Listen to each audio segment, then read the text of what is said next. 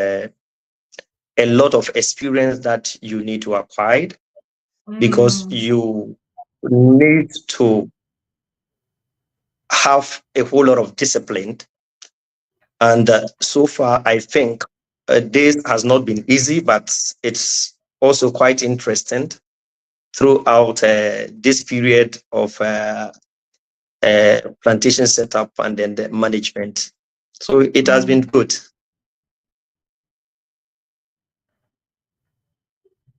Wow, beautiful. I visited a plantation. That was a while back, probably maybe some 7, 8 years ago. While back, and that's like NIFO, Nigerian Institute for Palm Research, for palm Okay. research, oil research, yeah. Yes, in Okay. Nigeria. And so at that institute, it's like an institute. So at that place, there's a lot of scientific work ongoing. There's also a lot of palm plantation. It was like when I was like doing my industrial training kind of thing.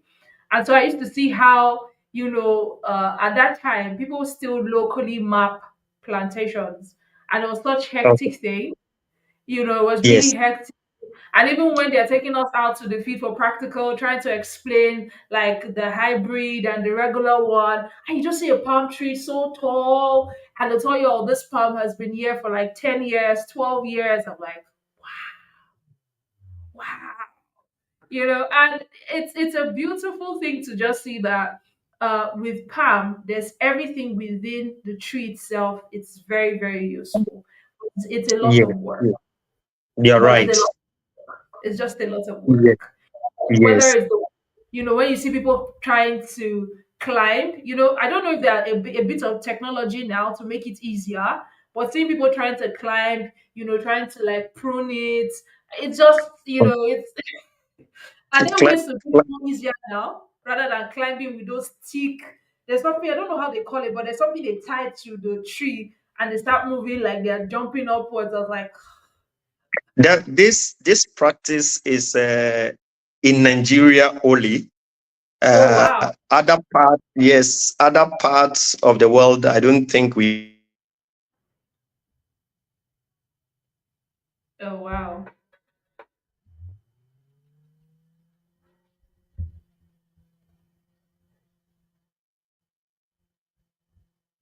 Okay.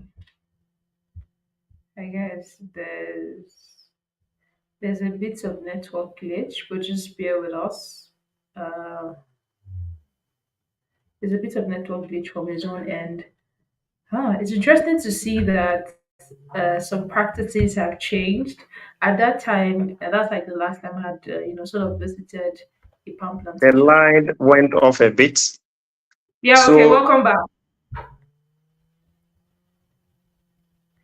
So you were saying that that practice is typically probably in Nigeria, and that things have changed a bit over there in Gabon. we had a visit. Can I Okay. continue? Yes, of course. Yes, yes, please. Can you hear me? I can hear you now, Mr. Sorry. Yes. Okay. So a team from Nigeria.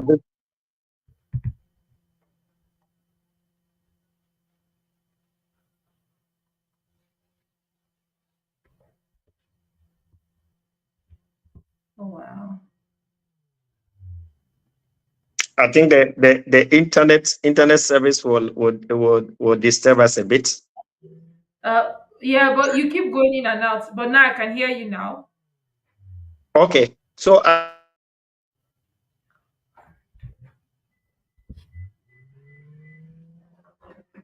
Oh God, it's breaking again.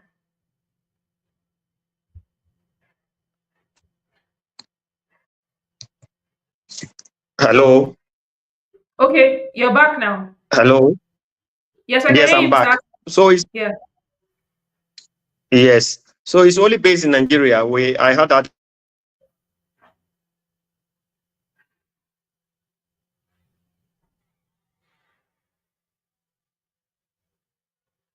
Mhm.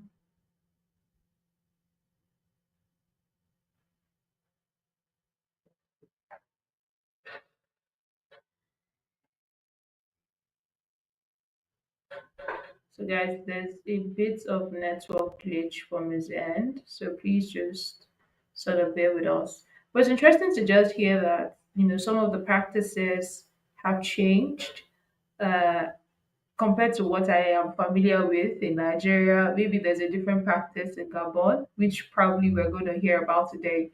And our today's conversation is on mastering oil palm plantation management in Africa. And Mr. Asari will be taking us through that journey. So just bear with us. Okay, you're back. Welcome. Yes, I'm back. Okay, thank you. I think we can continue. Yeah, so you were saying that your practice is different in Gabon compared to what I know in Nigeria. And maybe, like I said, maybe the practice in Nigeria has also changed. What I referenced was something like 7, 8 years back. Maybe the practices has changed. I don't know, but that was what I had seen at that time during my industrial training at that time. So that's what I had seen. Maybe it's changed, but how is it done in Gabon? Like the pruning, Okay. how's it done? Okay. I'm a Ghanaian. Worked both in Ghana and in Gabon. Okay. Oh, okay. So it's the same practice. It Okay. depends on the height of the palm. If the Oh. palm is within the range of the peak, then we Mm-hmm. use the peak. If the palm is very high enough, we use what we call the sickle. The Mm-hmm. sickle, Yeah, you can have the different yes looks to like this. do the pruning. Yes. Oh. Oh, okay. Yeah, speaking of which, I think there are some palms that I've seen that they are I would say I won't say short, but they are already fruiting when they are close. It's not so, let's say they're like 4 feet and they're already fruiting. So for those ones, you don't Yeah. necessarily climb, but there are some that are really tall that you still need to use the sickle. Sickle is for people that don't know sickle. I think sickle Yeah. is like a metal blade that looks like this. It has like a long a handhold, like a handle. So it looks like with the camera. So Yeah. it looks like this. Oh, okay. It looks like this. It, It it, has like a long it- handle, and you then drag. yes. It looked like the Wow. sickle cells. It looked like the Oh sickle cell, the scientist. yeah, Yes. yeah. But I just thinking about it now, I think that uh more devices should be maybe developed to also sort of make these things maybe easier and stuff like that. But anyways, I think that's a thing that our mechanical engineer or agricultural engineers should sort of factor in and consider maybe working on to make agricultural processes seamless much more. And so before we delve more into the conversation, I would like to just sort of read out your profile so that our viewers get to know a bit about you. Like you mentioned, you work in Gabon and in Ghana. I thought you just live in Gabon, though. Anyways, Mr. Emmanuel Asare is a seasoned agronomist with over 17 years of experience in the oil palm sector, specializing in plantation management, smallholder development, and sustainability certification. He has he holds a bachelor's of science in agriculture and a master's in management. Since 2007, Mr. Emmanuel has been at the forefront of setting up and managing oil palm plantation across estates, smallholders, and outgrowers scheme. He played a pivotal role in supporting over 986 farmers. That's a lot of people in Yes. establishing and maintaining outgrower farms initiatives that significantly diversified household income source and improved livelihood. In his current role as the plantation manager with Olam Palm and Rubber Gabon, he increases efficiency and compliance with international standards. His leadership was instrumental in securing and maintaining RSPOs and ICC certification for over 18,000 hectares of plantation, demonstrating his commitment to sustainable agriculture and environmental responsibility. Mr. Emmanuel is passionate about leveraging his academic background, hands-on experience, and purpose-driven mindset to deliver impactful, sustainable agricultural solutions across Africa. He is always ready to embrace new challenges and contribute meaningfully to the transformation of Africa's agricultural landscape.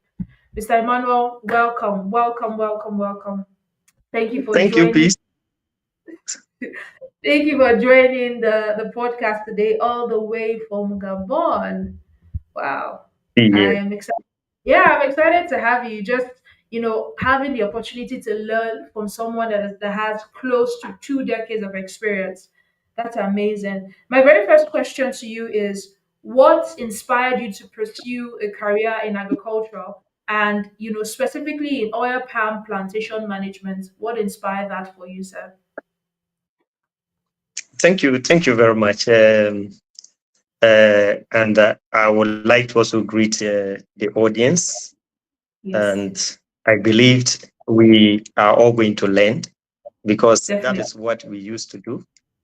We share knowledge and we want to impact on Yes, the communities and the people around. Okay, true. first of all, I read agriculture, and in fact, this has helped me to acquire solid foundation in crop production and then Yes. soil science. Mhm. I majored in agricultural extension, and that also positioned me in the efficient use of resources. Yeah. What what inspired me a lot is seeing crop growing.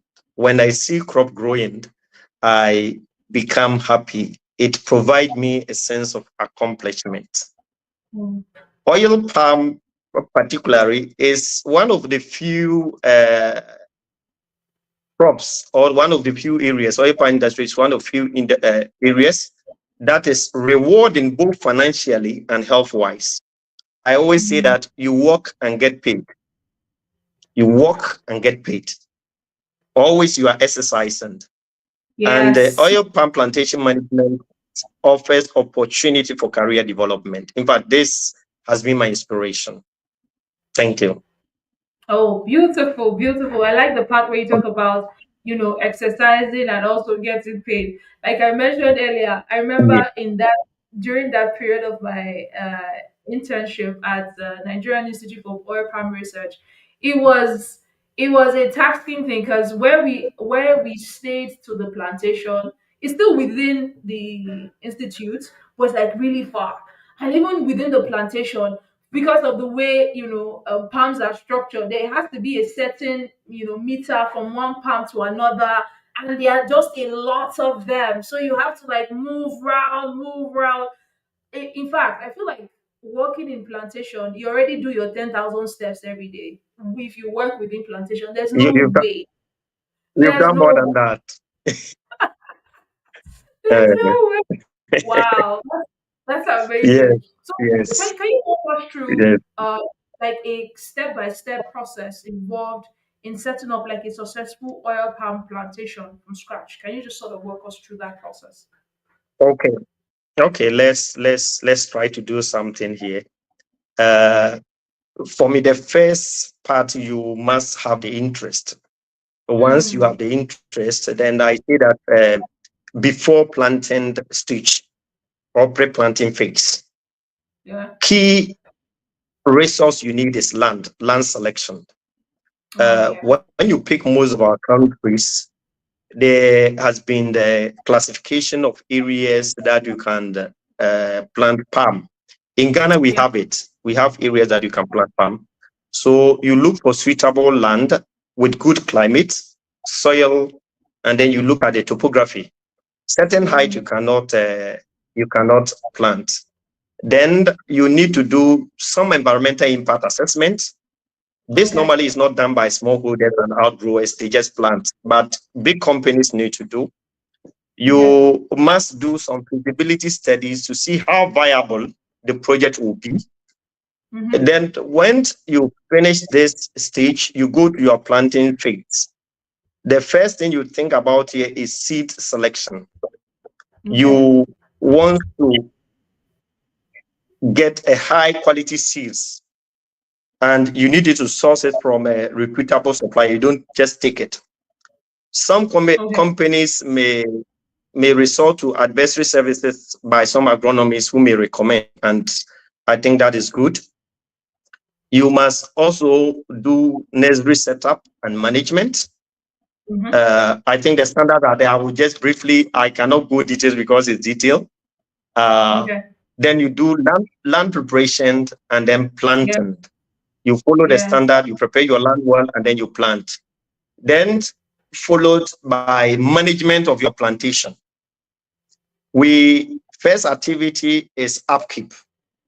We can classify it into both mature and immature, where the palms are young, below 4 years and after 4 years. We have Yeah. what we call the circle weeding and palm weeding. This can be done both manually and with chemical. Okay. We have drainage. You have to make sure the palms are getting enough water. So in drainage system, you only have to remove the excess water. So we have an approach that you can use to make sure that the palms are getting enough water. So we have so in drainage, for the system, depending on the water level, you would be able to advise whether you do more drainage or less drainage. Then we have fertilizer Okay. application. Normally, this is being advised by the researchers or the agronomist, or we can even use the deficiency symptoms of the palm to recommend the type of fertilizer to apply.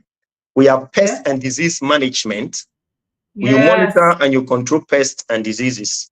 Mm-hmm. We have the pruning and then the raking. Yeah. This will enhance your field accessibility. And then you have the road maintenance program, which you also have to do. From that point, once your palm is around 4 years or 36 months, after 36 months, that's 3 years, you Yeah. do harvesting. And you only harvest fruit at the mature stage. This one depends on management decision. Our decision is maybe 5 loose fruit per palm. On the platform, you can harvest. We don't look at the color, we look at the loose fruits. Then Okay. you process your fruit into crude palm oil. The stages are there, but you shouldn't forget that in all these stages, we have what we call sustainability and social Yeah. responsibility. You need to implement sustainable practices to minimize your footprint on the environment. And True. then you ensure that labor practices and community engagement are done properly. Then you have this monitoring and evaluation, which cut across from the first stage up to the last stage, that you Yeah. need to actually track the performance of the plantation, the KPIs, the yield, the oil extraction rate, the productivity, the cost per ton, your compliance, safety, and then you evaluate this performance, and then you implement improvement. This is how you can start a plantation and ensure that you are successful. In brief, thank you. Oh wow. That's good. Thank you for just, making it a succinct explanation. Well, my next question to you at this time is, in the process of just, managing palm plantations, right? What have you seen that are like the major challenges that you've encountered, and how were you able to sort of overcome those challenges?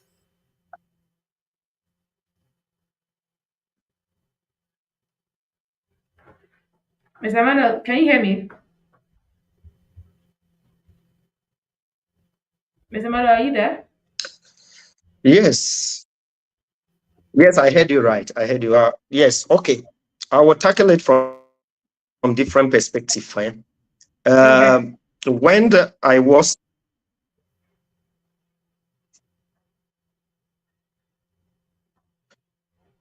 Hello. Yeah, I can hear you now. I hope you can hear me, please. Yes, I Okay. can. Yes. Like I said, when I was attached to the outgrower and smallholder projects, the major Okay. issues there was land disputes. Land dispute was a Mm, very big issue. So what we did is to make sure people get land user rights and get proper land documentation and get their demarcations well visible enough. That is what we did in terms of land disputes. We okay. also identified low yields. Most of these smallholder farmers, they don't have enough technical capacity. Yeah. They have limited resources, and the guidance is not there. So yields were low. So to solve Mm, the low yield problem, we need to build on their capacity, provide that technical support. We need to support them get the right inputs, including the high yielding seedlings, and then yeah. guide them through the processes that I listed above. So Yeah. that has to do with the yield. Now, all over the world, not only smallholder, not small outgrower, main estates, labor scarcity is key. We are not getting Mm, in the numbers. And not only the numbers, at times also you are not getting the quality that you are looking for. So what we are doing now is we are supporting this with mechanization. And then actually we are doing some scheduling and then the optimization of labor that help us to uh, be able to undertake our various operations. Pests and okay. diseases is also one of the key challenges. And in this case, you just have to monitor and control pests and diseases. Because of this concept of integrated pest management, that we want to Management. reduce our impact on the environment, we go this approach to Yeah. reduce the use of chemicals. This, I think, at times we can resort to the adversary services from pathologists. And then the moisture stress. Moisture stress is very key. In Gabon here, I think we have a dry period from after May up to say end of September, which is very long period indeed. So we have to use branches Wow. that we apply in the Mm-hmm. plantation to help Yeah. this cover crop foliaria, which Mm, also doesn't expose the soil to evapotranspiration. Transpiration. When there is rain, it is able to conserve moisture for some time. Uh, we have what we call the moisture conservation pits. That okay. we is a sort of drainage that we do to keep some water in the field. So Okay. these on the outgrower front, one of their major challenges is also sustainability cost. When they Mm, want to get certification, it's a very huge cost and they are not able to do it. They can only do it by subscribing to an outgrower scheme where the mother company will be able yeah. to help them go through the certification. Thank you. Okay. Oh wow, that's really good, really really good. And I like how you talked about, sometimes there's also the challenge of yield and productivity, and how you guys are able to help farmers bridge that by knowledge and technical skill acquisition. But also, how are you able to also help in terms of like reducing operational costs? Is there a way to sort of move around that? Because I know that these things are quite expensive. Is there a way to that you've sort of helped, with managing operational costs? Okay, very good. You know when you in terms of inputs, in terms of input utilization, when we adopt precision agriculture, Yeah. where Okay. we zero down to the specific requirements of each block or each farm, Mm-hmm. we saved on the inputs used.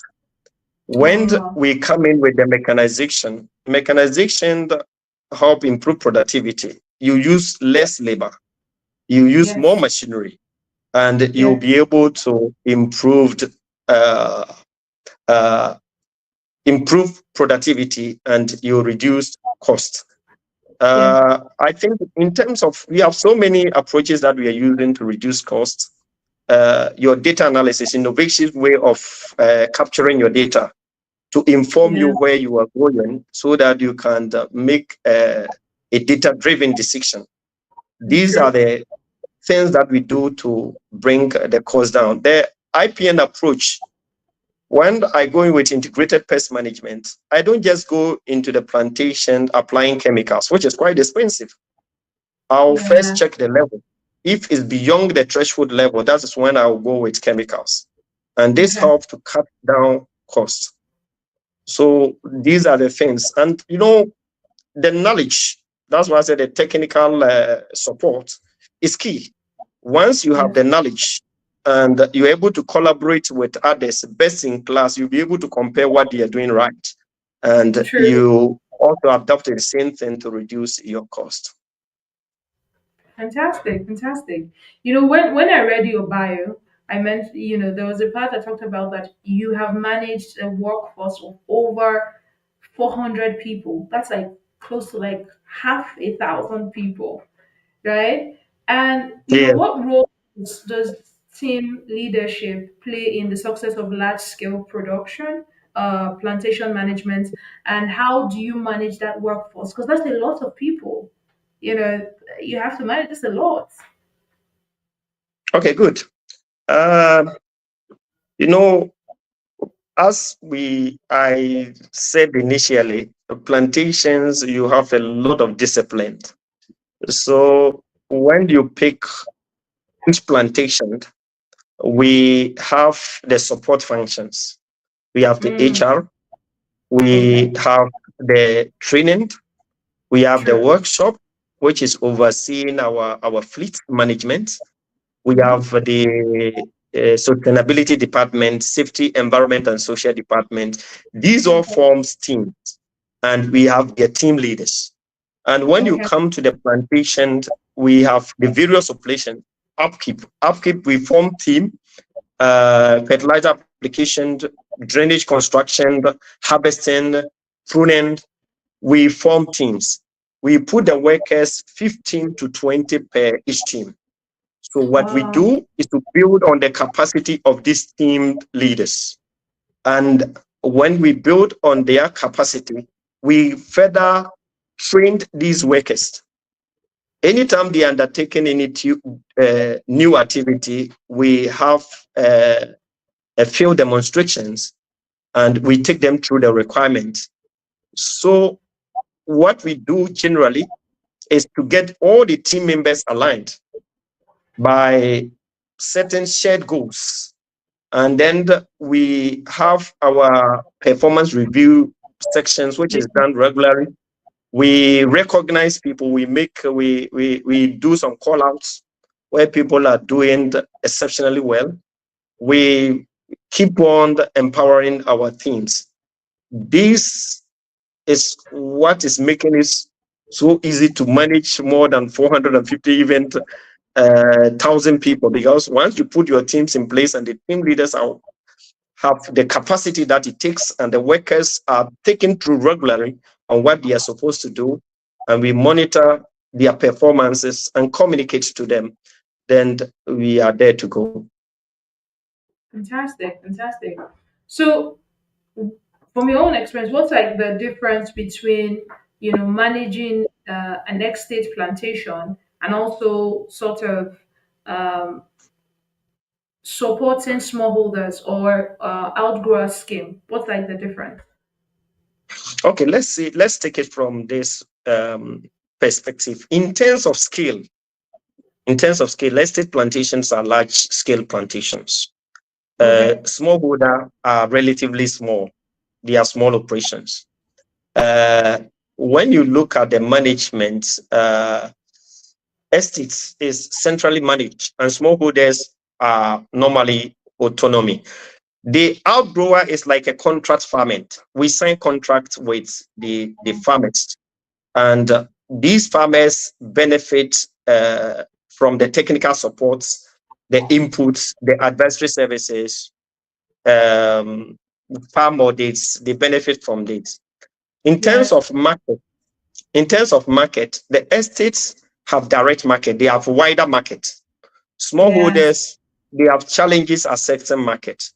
If you want to address this, then it means that you must have some outgrower schemes to cover these smallholders. You put them in groups, and then you get some schemes to cover them so that they'll be able to have a good market. In terms of resources, when you look at the estate, it is high input production method. We have the input. We can go mechanization, but the smallholders cannot because they have limited resources. Yeah. But the outgrowers, because they are on contract, they get these resources through their mother company. So generally, these people, when you look at the smallholder, they need this technical support, they need True. inputs, they need guidance, risk True. sharing because the risks are borne by them, and then Yeah. they have to get access to market, and they need to be supported to be satisfied so that they can benefit from the wider market. Yeah. Oh wow, that's really good. Really, really good. Uh, while reading your bio, it was clear that you've helped close to 1,000 farmers. That's a lot in establishing and maintaining their outgrower farm. And so, my question to you is, what impact did that have on their income and their livelihood? Okay, this outgrower project covered the 28 communities. So what we did initially was to get some executives in place. Mm. And the executive run from the local executives, that's the community base. Then we put Yeah. four to five communities to form a zonal executives. And then we Yeah. had a national executive council. So Yeah. these executives were provided with training Mm. on record keeping and price negotiation. So Okay. as well as the farmers. So the farmers benefited from good record keeping. So they were able to track the products from their farms. We had some extension officers who also supported them. So once we were there, they benefited from the technical support, as I've been saying. We are the farmers training, we have farm audit, we have feedback sections, we have field days, we have inputs that we give to farmers, and then community meetings. By 2015, before I left that project, Mm-hmm. the community, you could see new mansions coming up. People were Um, building blocks, people were buying vehicles, people were uh, living better. And yeah. I could say that some farmers were even getting more than $2,500 then per month. The highest was getting more than $2,500. And averagely, they were getting around $250 per month. That was how much they were making way back in 2015. Oh, that's 10x. Wow. Wow. Yeah, that was really impactful. Just seeing how they moved from just 10x their income and their livelihood. That's great. And during this conversation, you had talked a bit about acquisition of like certification. I would want you to sort of highlight more on that, touch more on that. Like, why are Yeah. the RSPO, ISCC certification important Okay. for oil palm, and what Okay. steps can be taken to help achieve and maintain that?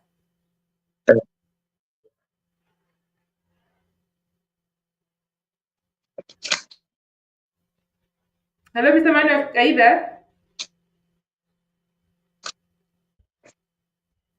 When you Hello, pick Mr. the RSPO and then ISCC, Yeah. hello, Okay, I can the hear you now. RSPO and ISCC, the RSPO and the ISCC, they are all sustainability platforms.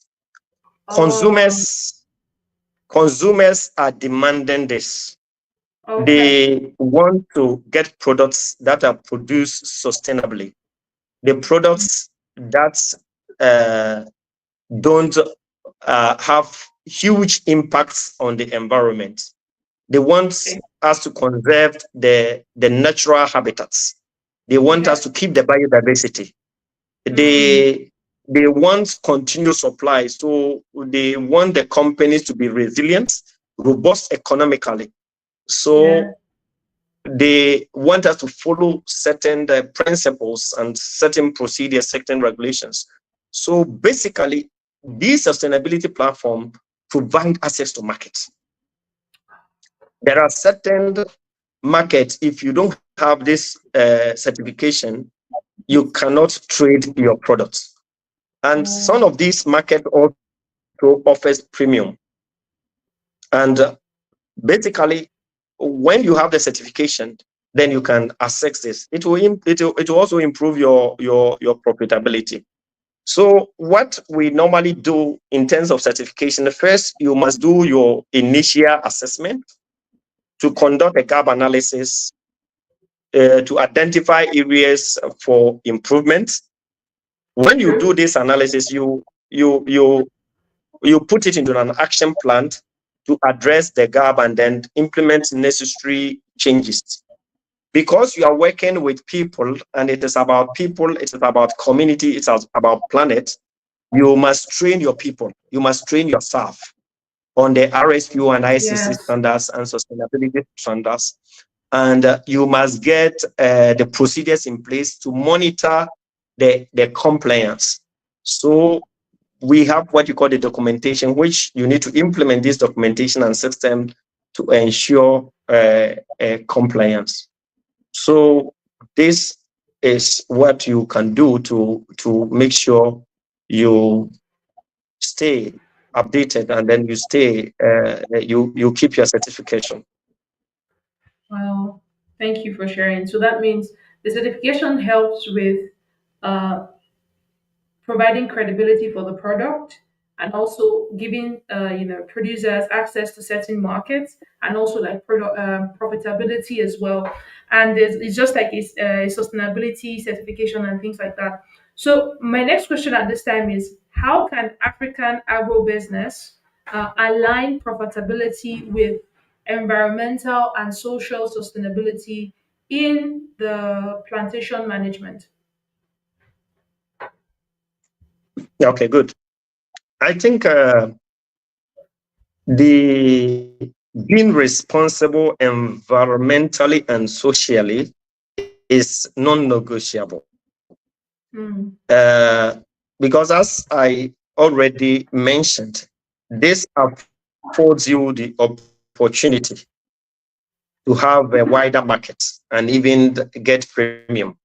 So producing sustainably enhance your reputation. true. So Yes, it does. producing sustainably enhance your reputation and your brand value. It True. provides you wider access to market, which may attract premium. You are reducing impact on the environment and you are preserving the natural resources. Isn't it good? Yes. You improve your social outcome. You are the fair labor practices and community development are running through your operations. So this True. position you and give you that reputation that you keep on thriving. Because without Mm, these things, you cannot thrive now because things are changing and the consumers wants that we respect these the legal obligations and the policies that protect environment and that keeps yeah. communities developing. Mm, true. True. I quite agree. I think that when we were just having this conversation, there was when you mentioned one of the challenges. You had mentioned something around the lines of access to like labor or access to like manpower. Uh, Yes. is that that's like a major challenge. But from your own experience, what would you say is one way that can be sort of improved or worked on so that we have more people wanting to work within the space? First of all, the moment you respect this Fair Labor Act, we have to pay people well. For me, people deserve to be well paid, and Yeah, we, whatever be the case, this dynamics is changing. People are getting more educated, and yeah, people are moving away from this drudgery type of work. That is why I said we need to complement this with mechanization, the robotics, the automation. This is what we have to do, so that people will find it comfortable to use these machines, and you cover huge areas with better productivity and yeah. decreased cost of production. I 100% agree. I 100% agree that there's a level of mechanization and automation that would also make the process much more easier. I totally agree. I agree with that. So, what do you think are like some of the innovations or best practices that you believe would sort of help shape the future of sustainable oil palm cultivation in Africa? Some sustainable practices and innovations. Okay, thank you very much. I still believe that we can still intensify the breeding of our seeds to get Mhm. more oil, to get more resistant varieties, to get. Okay. Did you get me? Yeah, yes. Yes, I still believe that there is still more room to continue to improve on the seeds that we have, that we will be able to improve to increase the oil content. We can still do the breeding to improve on the resistance to diseases. Yeah. Easy to work with, because now we have even the palms that has smaller fronts, that when you are cutting is not so difficult. When you pick some palms, the fronts are very big, that harvesting becomes very difficult cutting them. So this advanced breeding and clonal selection is key. Precision agriculture is the way to go now. We must Yeah. leverage technologies like drones, satellite monitoring to Yeah. optimize resource utilization. Yes, we need to reduce waste and then minimize environmental impacts. We have what we call waste to energy technologies. Now we are Mhm. converting our palm oil mill effluent. When you finish your milling, we are converting Yeah. it into renewable energy through biogas plants, reduce greenhouse emissions. We have a digital innovation for capturing data, that we Yeah. need to capture exactly what is being done, because you can only improve what you have measured. If you don't Yeah. have good data, you cannot implement any improvement strategies. I think the certification system also is also helping shape the future of this plantation also, because it ensures sustainability and then social responsibility. True. Waste management. We are using the palm oil waste as organic fertilizer, and this is good. And when we continue, I think it will help improve the plantations operations. Thank you. Hmm. Interesting. Thank you so much for sharing that. So for a young African listening to us today, and they are looking forward to making a meaningful impact in agriculture through plantation management or agro business or agro entrepreneurship or agro innovation, what would be your advice to them? I didn't get a question well, please. Can you come again? Say for a young African, right, that's listening to us today, looking towards Okay. meaningful, impactful agricultural business through plantation management, agribusiness, what would be your advice to them? Okay. Thank you very much. Uh, First, I would tell them to gain practical experience. They must do internship. They must join the companies, do internship, get to know the processes. There is no rush. There is no shortcut to this. You must learn and get that experience. Yeah. Plantation, as we said, is multifaceted. It has a lot of discipline. So you must Yeah. develop your business skills. You must learn about business management, marketing, survey, finance to succeed in farming. You must stay up to date with technology and Yes. innovation. There are so many things going on. So you must know the modern way of getting things done. Network Yes. is key. Network is key. Joining farming communities, connect with farmers, join Mm-hmm. farm organization, participate in agricultural events, learn from others and stay informed is the way to go. And this will be my advice to the youth who are listening. There is no shortcut. We must follow the process and we will get there. There are no shortcuts, and we must follow the process. Fantastic, fantastic. Um, I would want you to. This would be like my final question, or probably I have two, but this is one of it.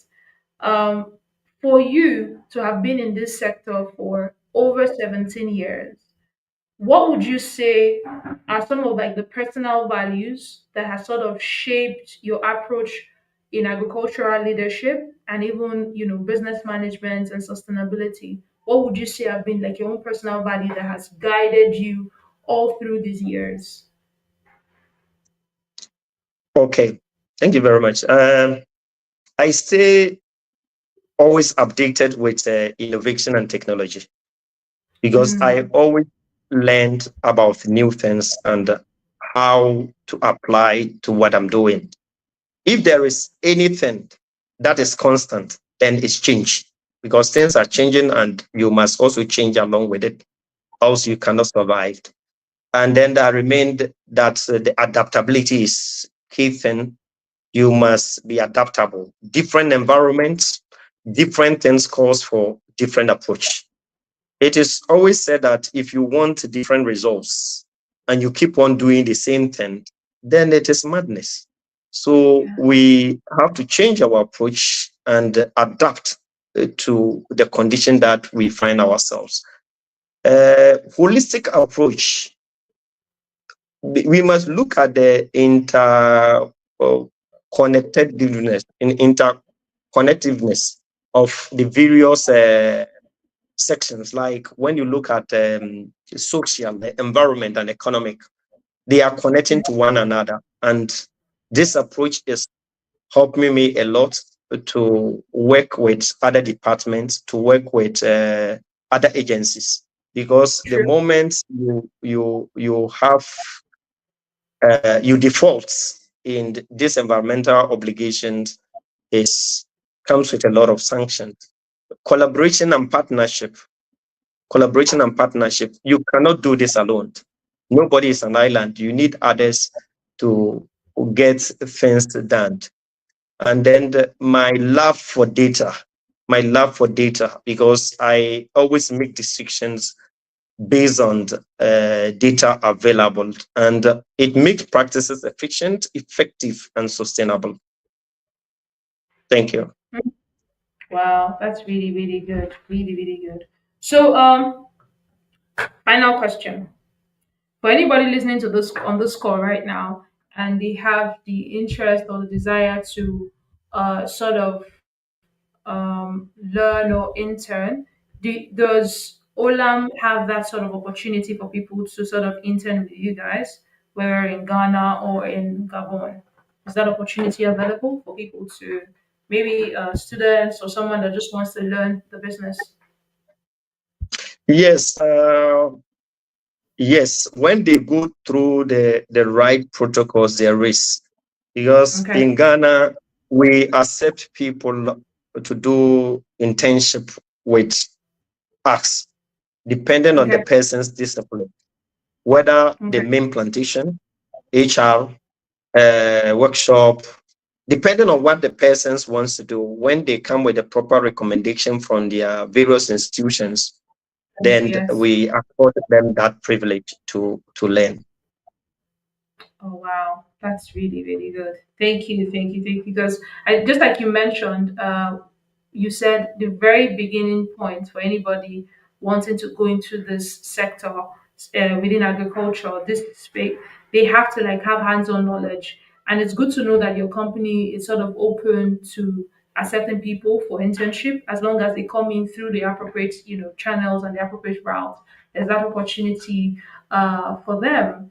So this is, I said I've asked the final question, but I like to ask this question to all my guests, like all my guests. This is like it's the pattern question for me, which is a lot of young people, because why I ask this question is because I do this podcast because of young people, to just sort of help them see agriculture in another light, providing a bit of reorientation. Because most people still think of agriculture uh, from a standpoint of it's the path to penury, is the path to if you want to suffer. And that's like what you should go and take your time and your energy to do. Like there's no prosperity in agriculture, right? What would be your advice to such a person that still thinks like that, like, oh, agriculture is a path to penury, agriculture is for old people? What would you say to such a person? Very good. When we embark on agriculture using a traditional approach, then I will side with the youth. But the moment we begin to apply the needed experience and we exploit the technologies, get the existing institution supports, then we are moving away from that notion that is drudgery. We are engaging technology and innovation in Yes, getting things done. yes, Because as I said, it is rewarded, but it doesn't come with come without a bit of pain. It's rewarding. So you yes, must get that interest and get in there. Because when you get in there, you will see that, hey, this is a good industry. This is where yes, we can make living. You are yes. contributing to food security. Don't take it as a joke.